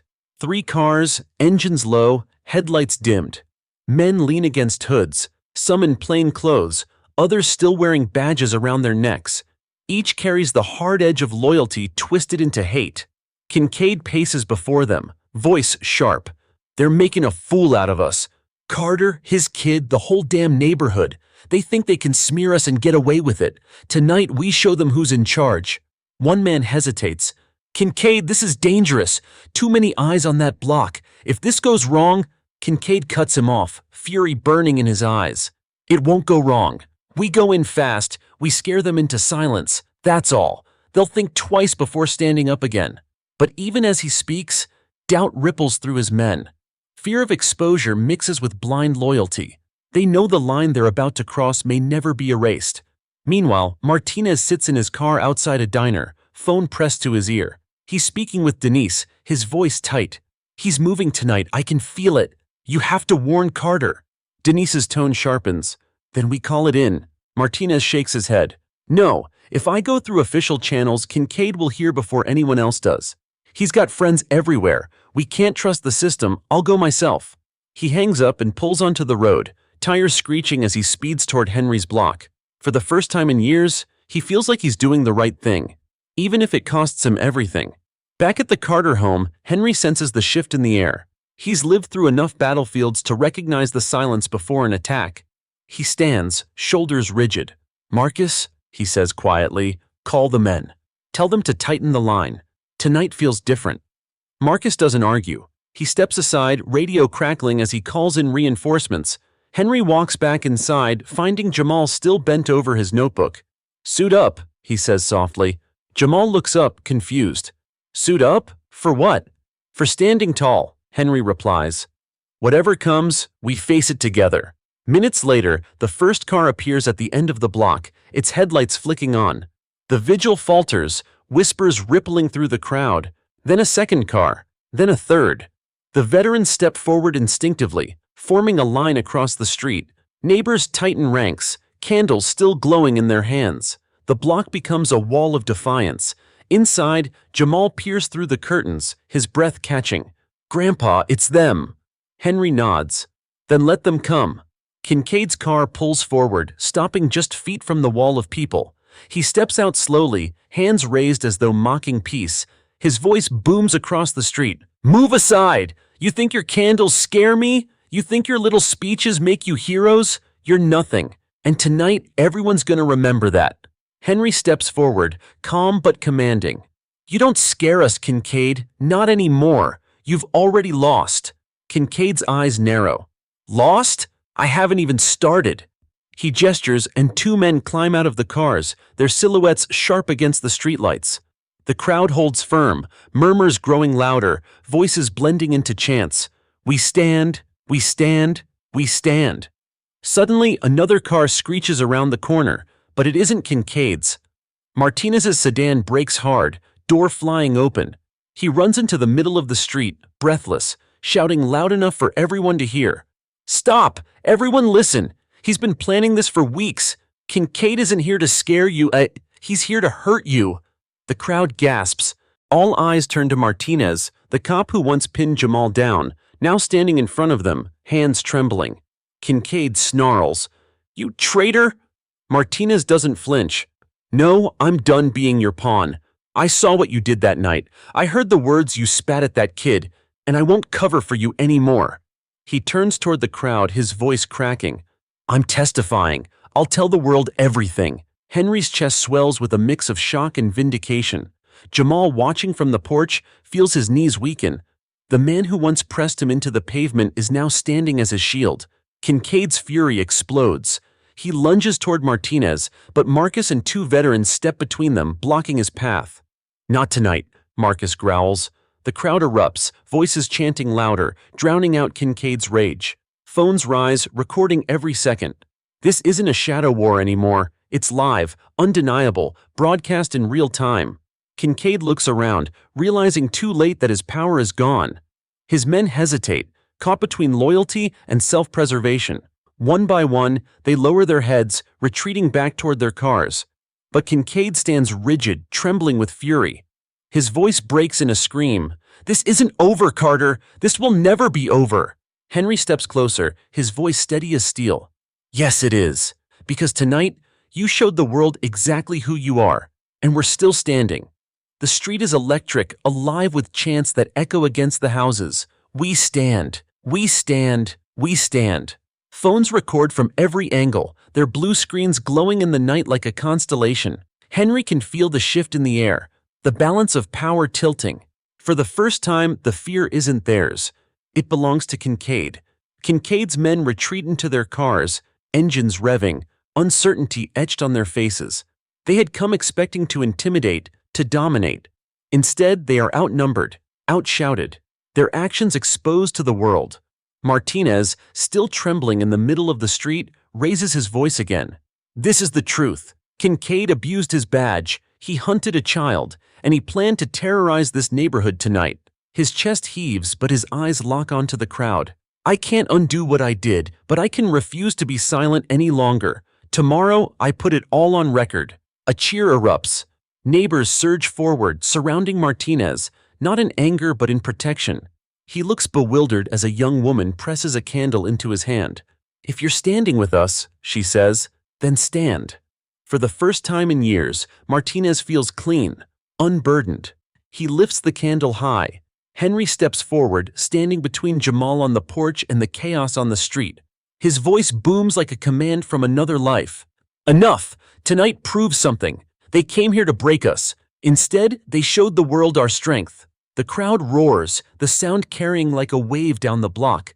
Kincaid, still shaking with rage, glares at Henry. His voice cracks with venom. You think this makes you heroes?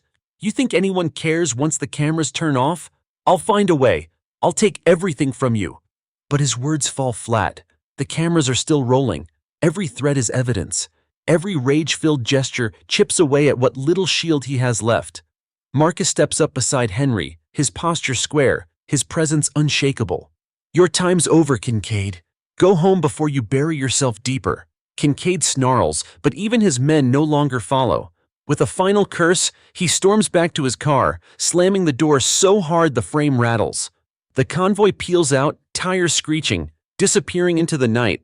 The block erupts with cheers. People hug, cry, chant Jamal's name. For the first time, Jamal steps off the porch without hesitation. He walks into the sea of neighbors, the glow of candles reflecting in his wide, determined eyes. The next morning, the footage dominates every network. Clips of Martinez's public stand play on loop. Pundits argue, anchors speculate, activists cheer. Across the country, hashtags trend, #WeStand and #Justice for Jamal. At the Carter home, Denise bursts through the door, phone in hand. "It's official," she says breathlessly. "The department's launching a full investigation. Martinez's testimony is scheduled for tomorrow." Henry exhales slowly, the weight of weeks lifting just a fraction. "It's a start," he says, "but don't mistake it for victory yet. Kincaid won't crawl away quietly." Jamal, sitting at the table with his notebook, looks up. "Then we keep standing. Just like last night."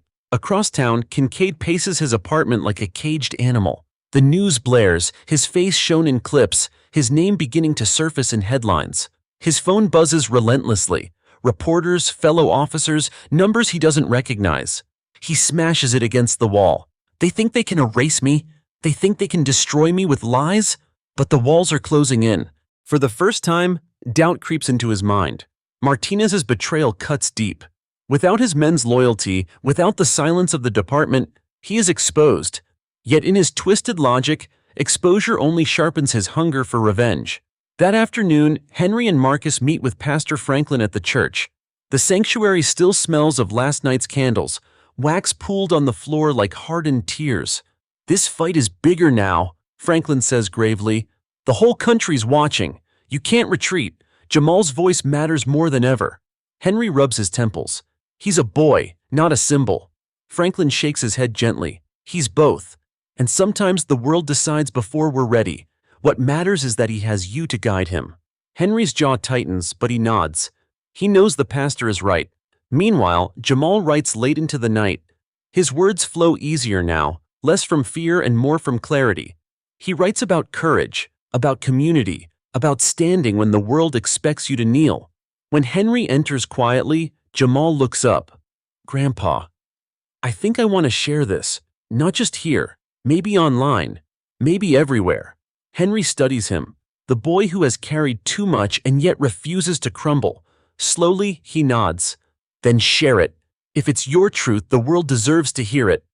Jamal smiles faintly, determination burning in his eyes. He uploads the words, a video of himself reading them aloud. Within hours, it spreads. By morning, millions have heard his voice. On the streets outside, neighbors gather again, this time not in fear, but in celebration. Signs wave, justice is coming. Kids chalk Jamal's words onto sidewalks. "I won't let them write the end of my story." Henry watches from the porch, pride swelling, though his soldier's instincts keep him wary. He knows victory is not yet secured, but for the first time, he allows himself hope. The storm has broken, the world has seen, and now the fight moves into a new battlefield. The courts, the headlines, the hearts of millions. Morning light cuts through the blinds of Denise's office, falling across a table stacked with files. At its center sits Officer Martinez, his face drawn, hands clasped tight as if in prayer. Denise leans forward, voice calm but firm. "This is your chance. Once you put your testimony on record, there's no turning back." Martinez nods, throat dry. "I don't want to turn back. Not anymore." A small team of federal investigators sits across from him, their cameras recording, pens poised. One asks, "Tell us everything, Officer Martinez, from the beginning." So he does. He describes the night Jamal was pinned, the casual cruelty of Kincaid, the way he mocked the boy as he gasped for air. He admits his own silence, his complicity. Then he details Kincaid's plans, the private meetings, the talk of teaching the neighborhood a lesson, the convoy assembled in secret. The investigators exchange grim looks. Every word is damning. When it's over, Martinez exhales as though releasing years of poison. He feels exposed, raw, but also lighter. For the first time since that night, he can meet his own reflection without shame. While Martinez testifies, Jamal's video continues to spread. Clips appear on morning shows, hosts marveling at his composure and clarity. "I won't let them write the end of my story," he declares, his young voice carrying weight far beyond his years. At his school, students stop him in the halls, clapping him on the back, whispering encouragement. Teachers smile with pride. Even those who once doubted him now see him differently. At lunch, Malik grins. "You're viral, man, like everywhere. People are calling you the voice of a new generation." Jamal blushes, shaking his head. "I'm just telling the truth." Malik shrugs. "Yeah, and that's why it works." Back at the Carter home, Henry sits on the porch, scrolling through the flood of messages on Denise's phone.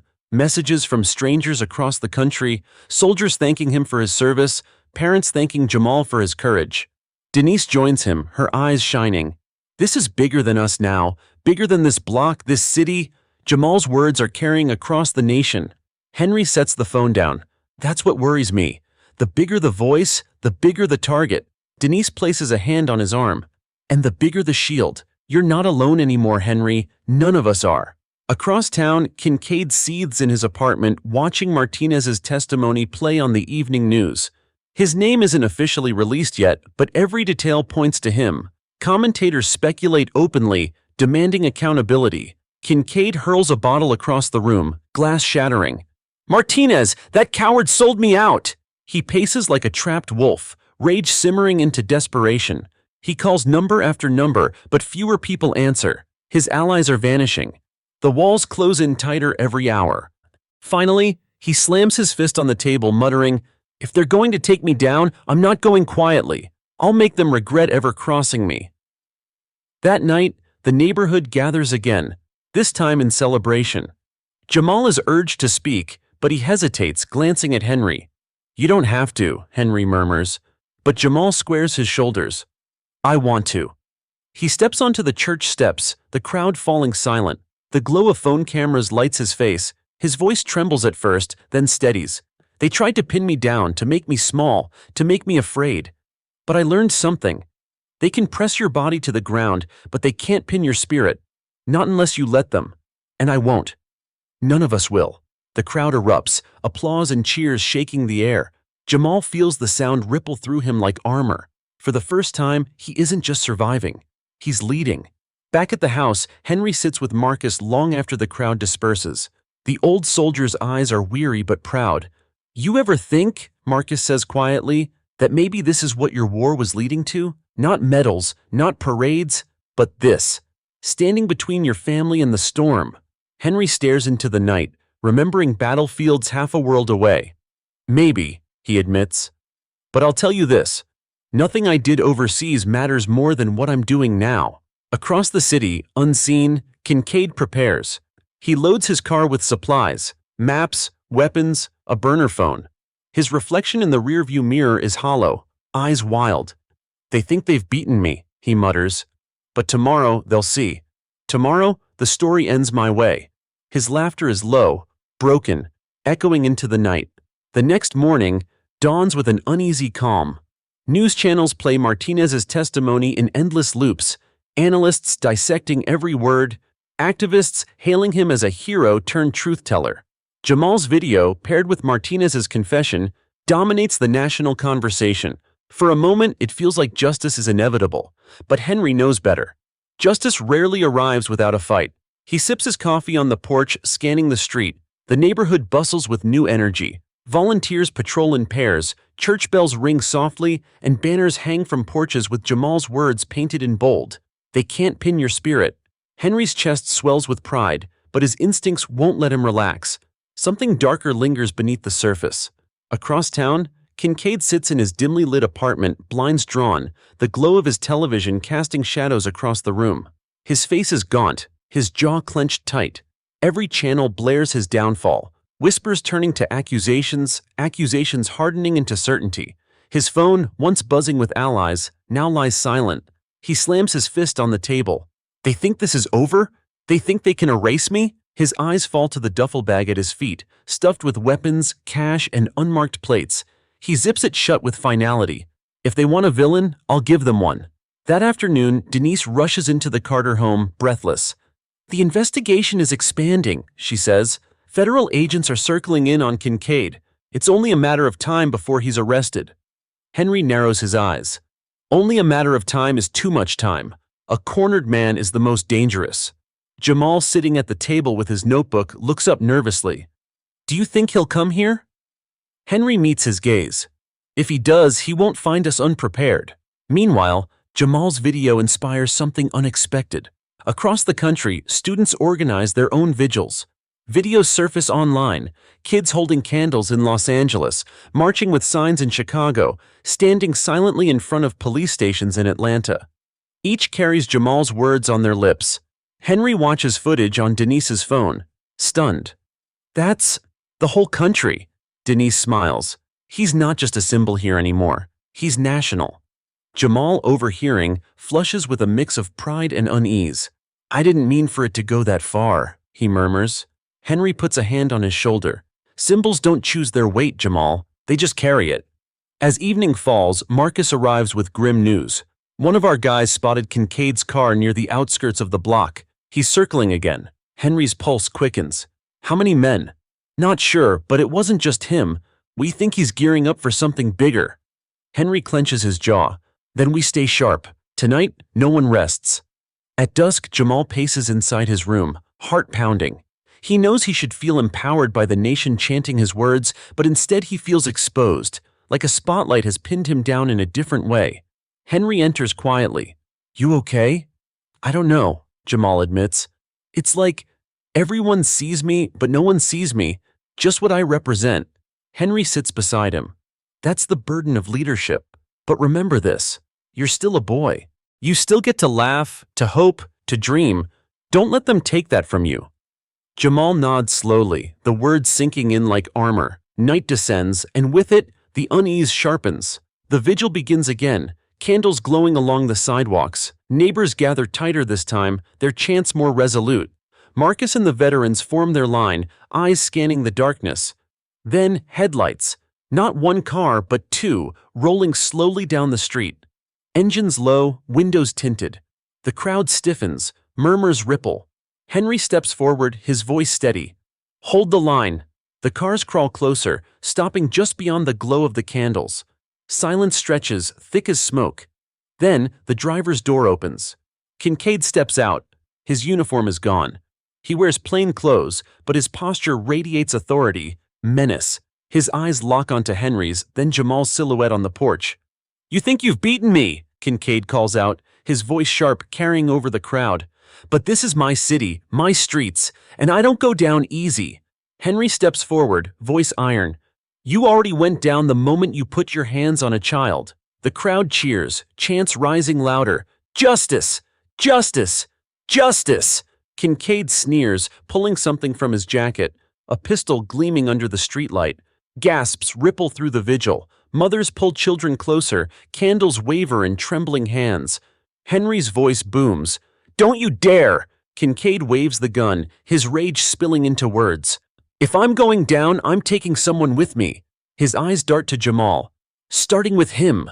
The crowd erupts in screams, veterans surging forward, forming a wall. Jamal freezes, fear rooting him in place. But before Kincaid can raise the weapon, red and blue lights flash across the street. Sirens wail. Federal SUVs screech to a halt. Agents flooding out, weapons drawn. Drop it, Kincaid! A voice shouts. Kincaid's eyes widen. For a moment, he looks small, cornered. But then his jaw sets, defiance burning. Never! The street holds its breath as agents close in, neighbors clutching each other, Jamal gripping his notebook like a shield. The storm Henry feared has finally broken. The flashing lights paint the street red and blue, sirens slicing through the tense silence. Federal agents fan out, their weapons trained on Kincaid. The crowd, frozen in fear, clutches one another, candles trembling in their hands. Kincaid stands in the middle of the street, pistol raised, chest heaving, sweat beads on his brow, his eyes darting between Henry, Jamal, and the line of agents closing in. He's a man trapped, cornered, his power stripped away, and desperation pulses off him like heat. Drop the weapon, Kincaid, an agent bellows. This is your last warning. Kincaid laughs bitterly, the sound jagged. Last warning? You've been warning me my whole life. I don't take orders from anyone, not you, not the feds, not this old soldier, and sure as hell not a kid. His gun jerks toward Jamal. The crowd screams, veterans bracing, ready to shield him. Jamal stares, heart hammering, but something inside him refuses to cower. He grips his notebook tighter, his words echoing in his head. They can pin your body but not your spirit. Henry steps forward, voice booming with command. Kincaid, look at me. You want to settle a score? Settle it with me. Leave the boy out of this. Kincaid's lip curls. Oh, I see. The war hero wants one last fight? You think your medals make you untouchable? You're nothing but a relic. Henry doesn't flinch. And you're nothing but a coward. You call yourself an officer? You preyed on a child. That's not power, that's weakness. The words hit Kincaid like a slap. His grip tightens on the pistol, rage contorting his face. He takes a step forward. And suddenly, the crowd begins to chant, "Justice! Justice! Justice!" The sound builds louder and louder, shaking the air. Phones rise again, recording every heartbeat of the confrontation. Kincaid spins, the sound overwhelming him. His authority, once absolute, crumbles under the sheer force of voices refusing to be silenced. From behind the line of agents, Martinez steps into view, his badge gleaming under the flashing lights. His voice cuts through the chaos. Kincaid, it's over. I told the truth. Everyone knows what you did. You can't hide anymore. Kincaid whirls, eyes blazing. You betrayed me! He aims the gun at Martinez. The agents tense, fingers on triggers, ready to fire. Martinez doesn't move. If pulling that trigger makes you feel powerful, go ahead. But it won't change the truth. It won't erase what's already out there. You've lost. For a heartbeat, the world holds still. The crowd falls silent, even the chant dying in their throats. Jamal watches, his breath shallow, knowing this moment could shatter everything. Kincaid's arm trembles. His rage collides with the weight of inevitability. His empire of silence is gone, stripped away by testimony, by cameras, by the courage of a boy who refused to break. Then, Jamal does something no one expects. He steps off the porch, moving past the veterans, past his grandfather's outstretched arm. His small frame walks straight into the center of the street. Jamal! Henry shouts, panic cracking his voice. But Jamal doesn't stop. He looks directly at Kincaid, his voice steady despite the fear pounding in his chest. You don't get to decide my story. You don't get to scare me anymore. You can point that gun all you want, but it won't change who I am. The crowd gasps. Even the agents falter, stunned by the boy's courage. Kincaid's face twists, torn between fury and disbelief. You think you're brave? You think the world cares about your words? Jamal nods once. I don't think it, I know it, because they're already listening. He gestures to the crowd, to the glowing phones capturing every second. You're finished. Not because I say so, but because everyone sees you for what you are. The words land like hammer blows. Kincaid staggers, his pistol wavering. For the first time, doubt flashes in his eyes. Henry steps up beside Jamal, standing tall. His presence is unyielding, a shield at his grandson's side. You hear him, Kincaid? That's courage. That's strength. Not your kind of violence. Real strength. The chants resume, louder now, rolling like thunder. Justice! Justice! Justice! Kincaid's hands shake. He looks around wildly, searching for allies, for escape, but finds only cameras, agents, and a wall of people who will never kneel again. Finally, with a guttural cry, he hurls the pistol to the ground. Metal clatters across the pavement, the sound swallowed by cheers erupting from the crowd. Agents rush forward, tackling him, slamming cuffs onto his wrists. His resistance is wild, incoherent, but futile. Get your hands off me, he howls. This isn't over. It's never over. But no one listens. The agents drag him toward the waiting SUVs, his screams drowned out by the roar of voices rising in triumph. Henry pulls Jamal into his arms, gripping him tight. You scared me half to death, he whispers fiercely. Jamal clings back, voice muffled against his grandfather's chest. I wasn't scared, Grandpa. Not really. I couldn't let him win. Henry pulls back, looking into Jamal's eyes. He sees not just fear, but fire. The fire of a boy who has become something greater. You didn't let him win, Henry says softly. You ended it. As the agents' vehicles pull away, carrying Kincaid into custody, the neighborhood explodes with celebration. Candles are raised high, chants echo, neighbors embrace. Jamal stands in the center, notebook still clutched in his hand, no longer a victim, but a symbol of unbroken spirit. For the first time, Henry allows himself to believe the words, "Justice is not just coming, it has arrived." The morning after Kincaid's arrest, the Carter household wakes to a world transformed. News vans line the block, their satellite dishes pointed to the sky. Reporters jostle for position, eager to capture the house where a boy's courage toppled a corrupt officer. Henry watches from the porch, coffee mug in hand. He doesn't trust the sudden rush of attention, but he knows it's a sign. The fight has shifted from the streets to the courts. Inside, Jamal sits at the kitchen table, staring at his notebook. He has hardly slept, the echoes of last night still fresh in his mind. The chants, the flashing lights, the cold metal of Kincaid's pistol aimed at him. But alongside the fear, there is pride. He faced the storm and didn't bend. Denise enters, holding her phone. "The arraignments today, they're fast-tracking everything. Federal prosecutors are stepping in. Kincaid's facing a stack of charges: assault, conspiracy, civil rights violations. It's going to be national." Jamal swallows hard. "Does that mean I have to go?" Henry steps inside, his voice gentle but firm. "You don't have to do anything you don't want, but your words already lit this fire. If you're willing, they could carry through the trial too." Jamal hesitates, then closes his notebook. "Then I'll go." The courthouse buzzes like a hive. Protesters crowd the steps, some holding signs with Jamal's face, others with Henry's military portrait. Justice for Jamal trends on every screen. Inside, the atmosphere is thick with tension. Federal marshals escort Kincaid into the chamber, chains clinking around his wrists. His once proud posture is hunched, his face pale, his jaw clenched.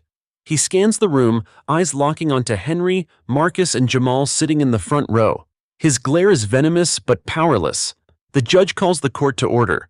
Prosecutors outline the charges, their voices firm.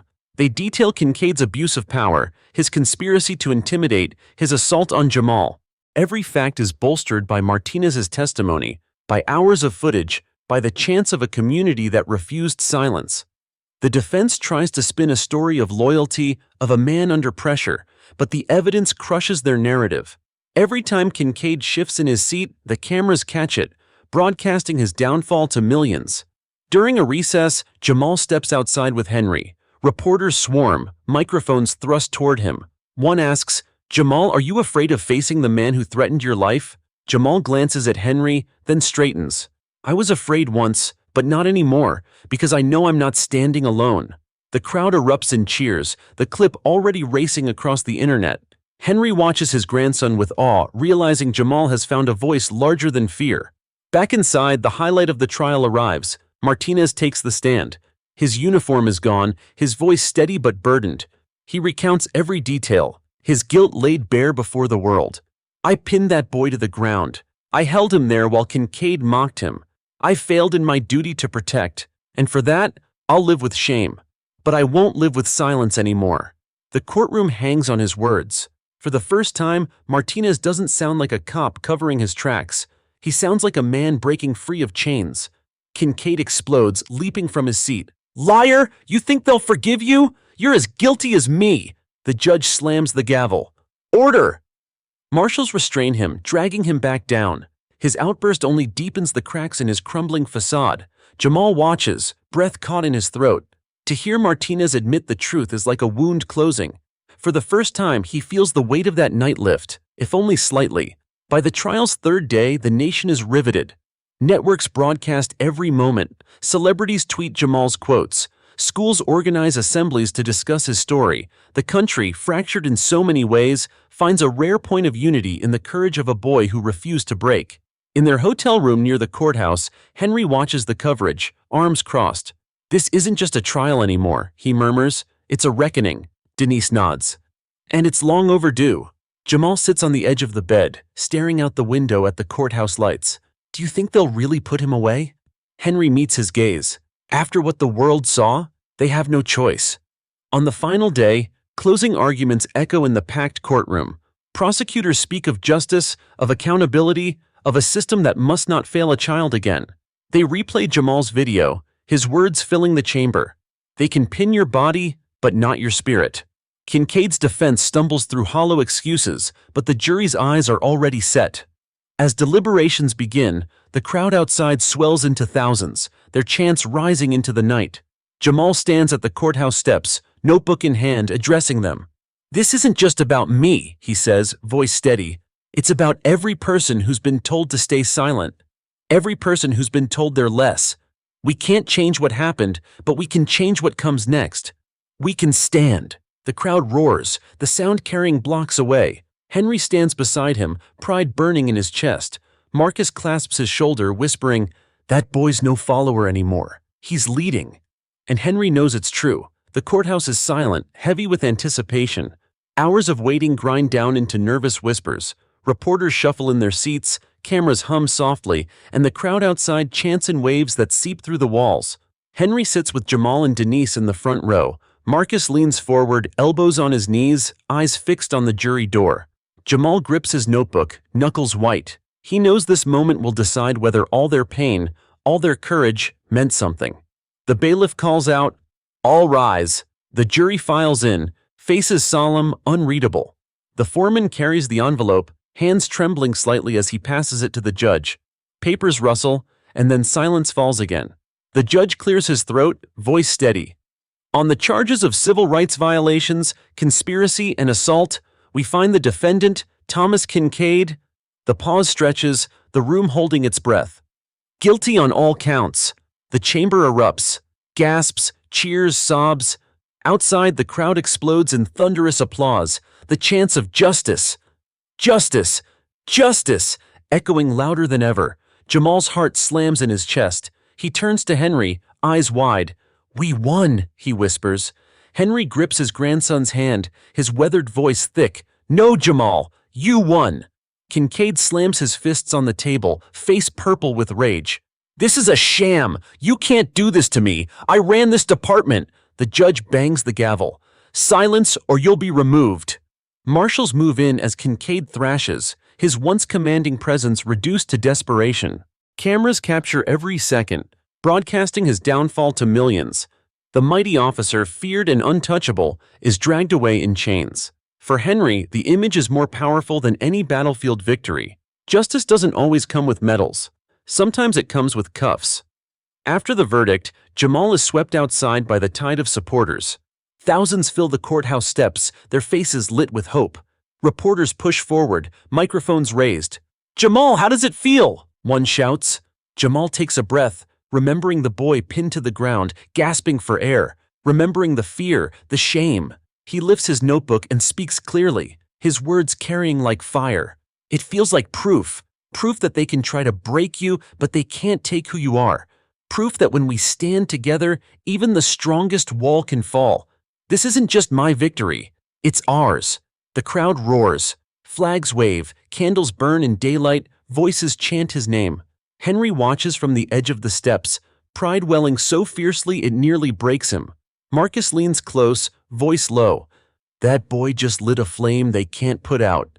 Henry nods. "And I'll spend the rest of my days making sure it burns." In the days that follow, the story sweeps across the nation. Jamal's speech airs on every network, his words quoted in headlines and classrooms. Vigils turn into marches, marches into movements. A boy who once thought his voice didn't matter now carries the weight of millions. Martinez, facing his own reckoning, turns in his badge. In a quiet press conference, he pledges to spend the rest of his life fighting the corruption he once enabled. It doesn't erase his sins, but it begins the path toward redemption. As for Kincaid, his sentence is swift and severe. Decades in federal prison, stripped of rank, his name forever tied not to authority but disgrace. He vanishes from the world he once ruled with fear. Back on their block, life slowly returns to rhythm. The street feels lighter, as though a shadow has lifted. Children ride their bikes again, laughter filling the air. Candles still line porches, now symbols not of mourning but of resilience. One evening, Jamal sits on the porch with Henry, notebook on his lap. "Grandpa," he says softly, "do you think it's really over?" Henry gazes at the sunset, the sky painted in gold and crimson. "Over? No. Fights like this don't end. But we won a battle that mattered. And you, Jamal. You showed the world what courage looks like." Jamal smiles faintly, scribbling in his notebook. "Then I'll keep writing. As long as I have words, I'll keep fighting." Henry places a hand on his shoulder, steady and strong.